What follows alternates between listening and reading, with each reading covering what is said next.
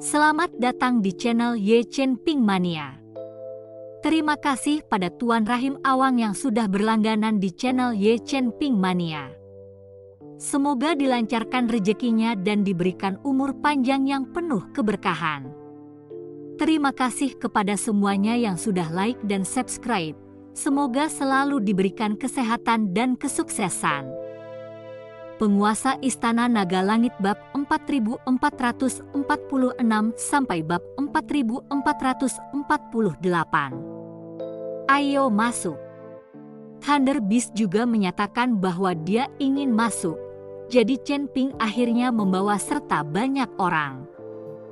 Kerumunan itu berjalan menuju pintu menara, dan di atasnya, sebuah jimat kuning ditempelkan padanya, jelas untuk menyegelnya. Melihat itu, Chen Ping menjepit jari-jarinya, disertai cahaya putih yang memancar dari sela-sela jarinya, langsung melesat menuju jimat itu. Ledakan. Dalam sekejap, jimat itu menyala dalam semburan api, diikuti oleh pintu menara yang perlahan terbuka dengan sendirinya. Chen Ping, yang telah mendapatkan kembali kekuatannya, segel biasa sama sekali tidak sulit baginya. Lin Keting menatap Chen Ping dengan cara seperti itu, dan matanya benar-benar bersinar dengan kekaguman. Dia adalah seorang kultivator alam Mahayana, tetapi pada saat ini, dia mulai memuja Chen Ping, seorang kultivator alam penyeberangan tingkat ke-7. Kalau dulu dia mengesampingkan hal itu, tidak mungkin dia akan memuja seorang kultivator kecil dari alam transisi penampakan sampai mati. Namun, saat ini, Lin Keting sedang memuja Chen Ping. Dia tiba-tiba merasa bahwa Chen Ping, seorang kultivator alam penyeberangan, mampu memberinya rasa aman yang cukup. Ayo masuk, Chen Ping memimpin dan melangkah masuk. Yang lainnya juga mengikuti di belakang Chen Ping dan berjalan ke menara. Tidak seorang pun tahu apa sebenarnya isi menara ini, apakah berbahaya atau tidak, semuanya tidak diketahui. Keberadaan yang tidak diketahui inilah yang membuat semua orang gelisah. Chen Ping juga memiliki ekspresi serius di wajahnya dan sangat tegang. Semua orang di keempat sudut ruangan menahan napas dan menatap, jantung mereka berdebar-debar. Setelah memasuki menara, bau busuk yang menyengat tercium, dan seluruh menara tampak kosong, tanahnya tertutup tulang-tulang putih. Tampaknya menara ini juga telah mengalami pertempuran, dan banyak di antara mereka yang tewas di sini. Chen Ping menjentikkan jarinya dan bola api muncul dari udara tipis. Kali ini, menara itu langsung menyala terang, dan orang banyak melihat tulang-tulang putih di tanah, dan untuk sesaat, mereka sedikit tertegun. Hal ini disebabkan beberapa tulang putih tersebut belum membusuk sepenuhnya, masih terdapat darah dan daging di atasnya, itulah sebabnya tulang-tulang tersebut mengeluarkan bau busuk. Melihat pemandangan ini, Lin Keting dan Ju Qingxiu pun terkejut. Mereka pun secara naluriah bersembunyi di belakang Chen Ping. Adegan ini benar-benar menakutkan. Jika itu adalah orang mati, mereka tidak takut. Lagi pula, mereka tidak dapat membunuh siapapun. Kalau tulangnya putih, mereka pun tidak takut. Lagi pula mereka telah melihat banyak tulang mati. Tapi mayat yang setengah membusuk seperti ini, baru pertama kali mereka melihatnya, sungguh menakutkan. Tuan Chen, mengapa ada mayat-mayat segar di sini? Masuk akal jika medan perang ilahi dan iblis telah ada selama ribuan tahun, dan tulang-tulang yang layu telah menjadi bubuk, jadi bagaimana mungkin masih ada yang seperti ini? Ji Yun sangat bingung. Aku juga belum melihat ada orang yang datang ke tempat ini. Bagaimana bisa ada mayat seperti itu? Thunder Beast juga sangat penasaran. Semuanya hati-hati dan berjalan maju perlahan. Chen Ping memberi peringatan, lalu dengan jentikan telapak tangannya, sebuah perisai muncul di sekeliling kerumunan, mengepung mereka, yang juga mengisolasi bau yang memuakkan itu. Chen Ping, lihat apa itu? Setelah mengambil beberapa langkah, Lin Keting buru-buru menepuk Chen Ping. Chen Ping melihat ke arah jari Lin Keting dan mendapati bahwa ada mayat yang sedang memegang kepingan giok di tangannya. Chen Ping berjalan mendekat dan memungut lembaran giok itu. Masih ada aura yang tertinggal di atas lembaran itu, jelas saja itu belum lama berselang. Suatu perasaan ilahi merasuk ke dalam slip giok itu, dan Chen Ping langsung kebingungan. Sebab, dia mendapati bahwa dia tidak mengenali satupun hal yang tercatat dalam kepingan giok itu. Apa yang direkam benda ini? Aku tidak mengenali kata-kata apapun di dalamnya. Chen Ping berkata dengan sedikit terkejut.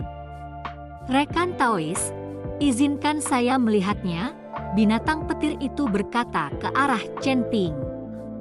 Chen Ping menyerahkan slip giok itu kepada binatang petir, dan setelah binatang petir melihatnya, seluruh orang itu juga tercengang, alisnya sedikit berkerut saat dia berkata, ini benar-benar aneh, ini sepertinya bukan peradaban alam surgawi. Biarkan aku melihatnya.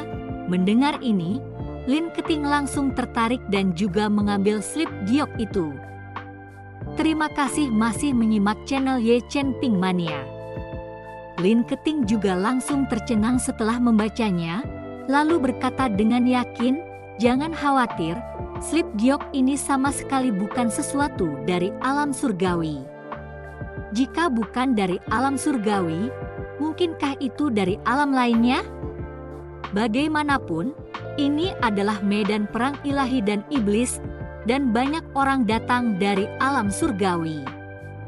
Jiyun bertanya dengan rasa ingin tahu.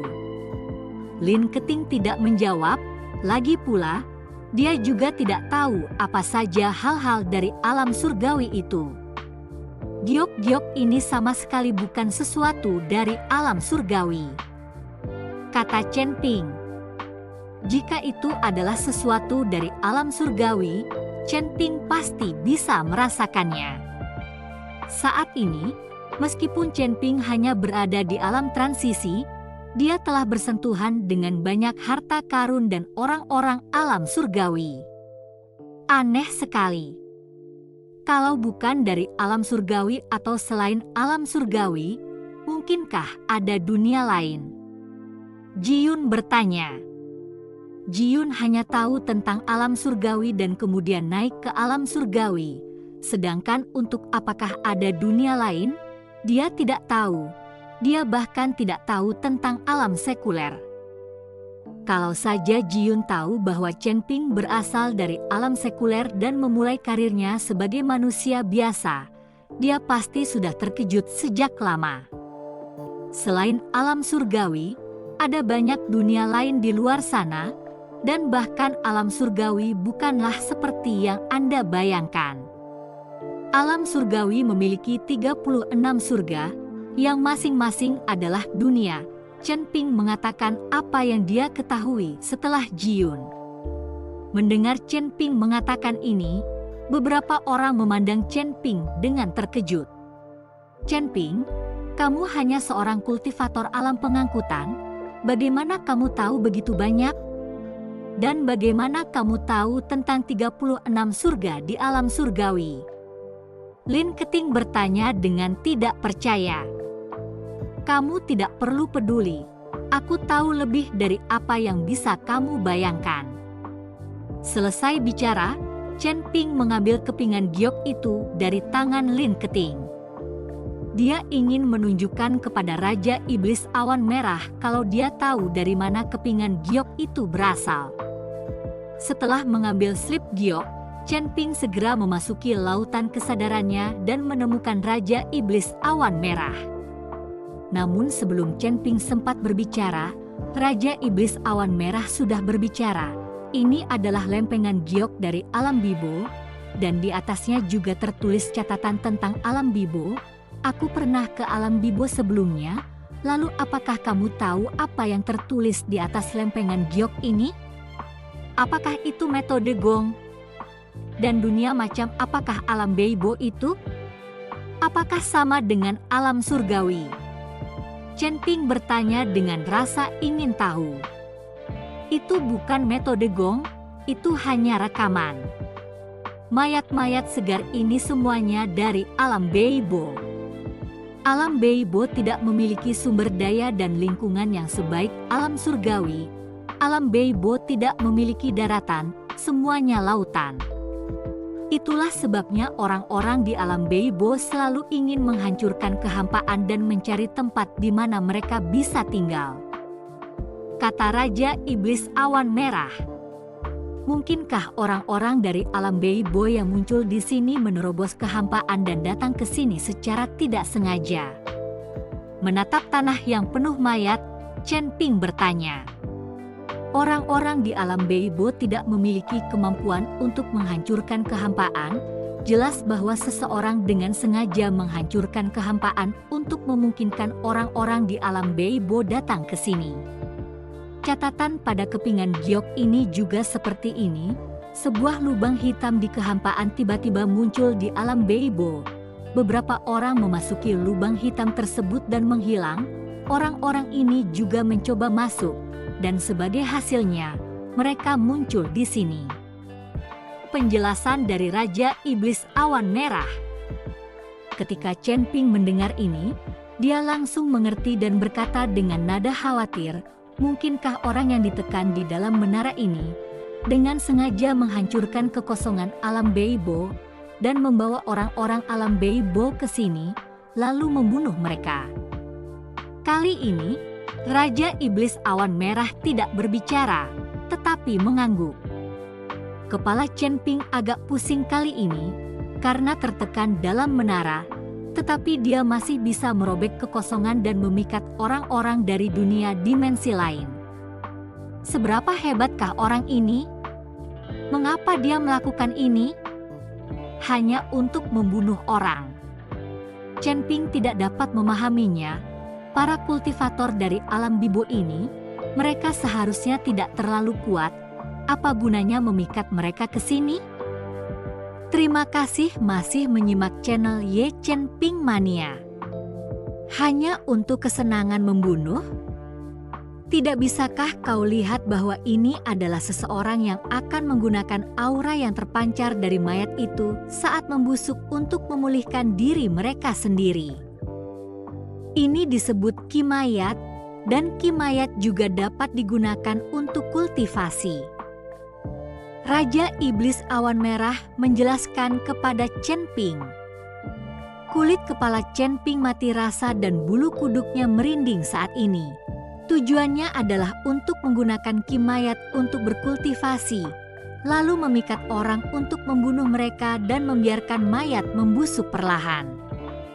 Dengan cara ini, manusia menjadi sumber daya budidaya, dan para pembudidaya seluruh bintang Beibo menjadi hewan tawanan yang dapat disembelih kapan saja ketika mereka ingin makan. Mengerikan sekali. Chen Ping tidak berani berpikir lebih jauh. Chen Ping, apa kabar? Kamu kedinginan setengah hari? Pada saat ini, Lin Keting melihat bahwa ekspresi Chen Ping tidak benar. Jadi dia mendorong dan bertanya. Oh, tidak ada apa-apa. Chen Ping buru-buru menggelengkan kepalanya. Kalau begitu ayo naik, di sini terlihat terlalu menakutkan. Lin Keting melihat bahwa Chen Ping baik-baik saja, jadi dia ingin menaiki menara. Melihat ini, Chen Ping ingin menghentikannya, tetapi tidak mengatakan apa-apa. Pada saat ini hati Chen Ping hancur. Dia tidak tahu makhluk macam apa orang yang berkultivasi dengan ki mayat itu. Akan jadi bencana jika dia membunuh mereka semua lalu menggunakan ki mayat mereka untuk berkultivasi. Namun, melihat Lin Keting sudah menuju tangga, Chen Ping hanya bisa mengikutinya terus. Beberapa orang menginjak tangga kayu di lantai pertama sambil menimbulkan suara berderit. Wajah Chen Ping sedikit pucat dan ekspresinya tegang. Dia tidak bisa memberitahu orang lain apa yang diketahuinya, atau dia akan membuat beberapa orang ini takut. Setelah sampai di lantai pertama, dia mendapati bahwa lantai pertama itu ternyata penuh dengan mayat-mayat juga, baik laki-laki maupun perempuan. Hanya saja mayat-mayat itu semuanya utuh, masing-masing dengan ekspresi yang jelas, seolah-olah mereka hidup. Hanya saja semua mayat itu tidak mengenakan sehelai benang pun. Semuanya telanjang, bercampur dengan beberapa mayat binatang iblis. Ratusan mayat telanjang berdiri dalam berbagai pose. Jika seseorang tidak melihat lebih dekat, orang akan mengira itu adalah patung. Melihat ini, wajah Ju Qingxiu dan Lin Keting langsung memerah dan mereka langsung membalikkan badan mereka.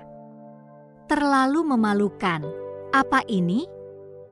Kedua orang itu, Lei Bis dan Jiun, keduanya menatap tajam dan terbelalak, tidak mampu melangkah sedikit pun. Chen Ping tidak punya pilihan lain selain melambaikan tangannya dengan lembut, dan seketika kabut pun menyelimuti semua mayat. Jika tidak ada cara bagi mereka untuk melewati mayat-mayat ini. Apa-apaan orang mesum ini? Chen Ping mengumpat dalam hati, dia tidak tahu orang mesum macam apa tali itu. Ayo, naik ke atas, jangan lihat. Ucap Chen Ping, lalu menggandeng tangan Ju Qingxiu dan Lin Keting, lalu berjalan menuju lantai atas. Kedua gadis itu memejamkan mata sepanjang waktu, terlalu malu untuk melihat. Buka matamu, kau tidak bisa melihat apa-apa lagi. Jangan berpura-pura. Kalian berdua baru saja membuka mata secara diam-diam. Jangan pikir aku tidak menyadarinya. Chen Ping tidak dapat menahan tawa ketika dia melihat Ju Qingxiu dan Lin Keting dalam kondisi seperti itu. Meskipun mata mereka berdua terpejam, masih ada sedikit celah tersisa. Ambivalensi itu membuat mereka ingin melihat tetapi tidak berani melihat. Itulah sebabnya mereka seperti ini, mencuri pandang beberapa kali. Omong kosong kau yang mengintip. Lin Keting membuka matanya dan menyadari bahwa dia dikelilingi oleh kabut dan tidak bisa lagi melihat tubuh telanjang. Jadi dia memelototi Chen Ping dan berkata, "Benar, siapa yang mengintip? Bukan aku yang mengintip." Ju Qingxiu juga memiliki bibir atas yang kaku dan tidak mengakuinya. Chen Ping juga tidak berani membiarkan keduanya mengakuinya atau tidak, dan langsung menariknya untuk naik ke atas. Apa yang ada di lantai pertama, Chen Ping tidak ingin melihatnya. Bahkan jika itu adalah harta karun yang tersembunyi, Chen Ping tidak ingin menemukannya. Mata panas. Tak lama kemudian beberapa orang datang ke lantai 3. Lantai 3 itu sangat terang dan tak ada lagi jejak bau busuk, dan anehnya juga ada jejak bau harum samar-samar. Kontras ini secara langsung membuat beberapa orang sedikit bingung. Bersambung.